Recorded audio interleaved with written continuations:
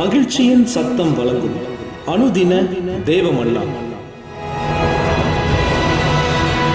Voice of Joy presents Daily Manna by Reverend A. Benedict. தேவனுக்கு மகிமை உண்டாவதாக. இந்த நாளைக்குரிய தேவ மன்னாவாக நாகூம் 1 அதிகாரம் 15 இதோ சமாதானத்தை கூறுகிற சுவிசேஷகனுடைய கால்கள் மலைகளின் மேல் வருகிறது.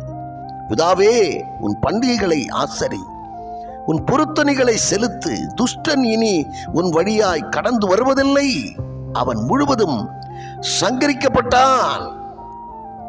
சமாதானத்தை கூறுகிற சுவிசேஷகனுடைய கால்கள் மலைகளின் மேல் வருகிறது. ஏசாயா 52 அதிகாரத்திலே 7 இவ்விதமான வார்த்தைகள் சொல்லுகிறதை பார்க்கிறோம். சமாதானத்தை கூறி நற்காரியங்களை சுவிசேஷமாய் அறிவித்து இரட்சிப்பை பிரசித்தப்படுத்தி உன் தேவன் ராஜரீகம் பண்ணுகிறார் என்று சீயோனுக்கு சொல்லுகிற சுவிசேஷகனுடைய பாதங்கள் மலைகளின் மேல் எவ்வளவு அழகாயிருக்கின்றது என்று சுவிசேஷனுடைய பாதங்களை குறித்து அவ்வளவாய் எழுதப்பட்டிருக்கிறது.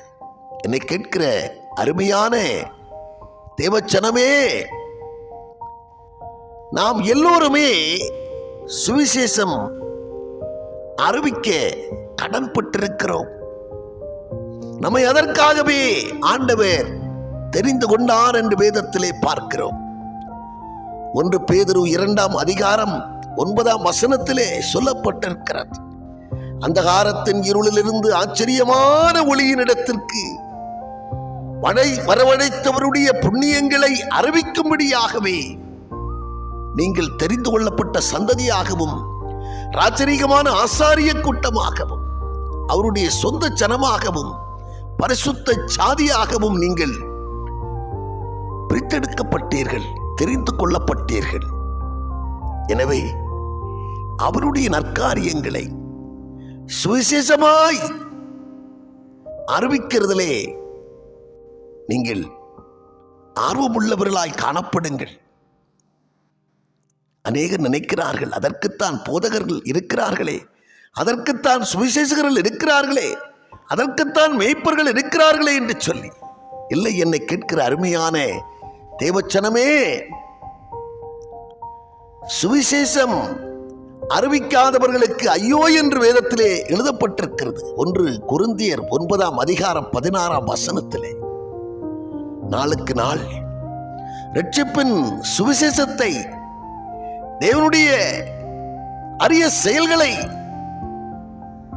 நீங்கள் பிறருக்கு அறிவித்து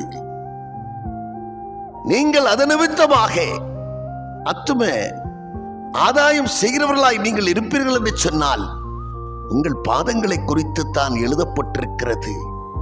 மலைகளின் மேல் ஒரு சுவிசேஷகனுடைய பாதங்கள் எவ்வளவு அழகாயிருக்கிறது என்று.